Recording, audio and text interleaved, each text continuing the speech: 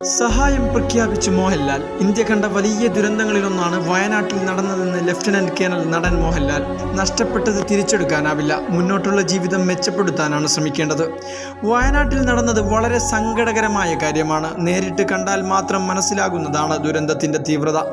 എല്ലാവരും സഹായിക്കുന്നത് വലിയ കാര്യമാണ്. സാധാരണക്കാർ മുതൽ സൈന്യം വരെ എല്ലാവരും ദൗത്യത്തിൻ്റെ ഭാഗമായി. താൻ കൂടി അടങ്ങുന്നതാണ് മദ്രാസ് 122 ബറ്റാലിയൻ. കഴിഞ്ഞ 16 വർഷമായി താൻ ഈ സംഘത്തിലെ അംഗമാണ്. അവരടക്കം രക്ഷാപ്രവർത്തനം നടത്തുന്നവരെ നേരിട്ട് കാണാനും നന്ദി പറയാനും മനസ്സുകൊണ്ട് അവരെ നമസ്കരിക്കാനുമാണ് താൻ വന്നത്.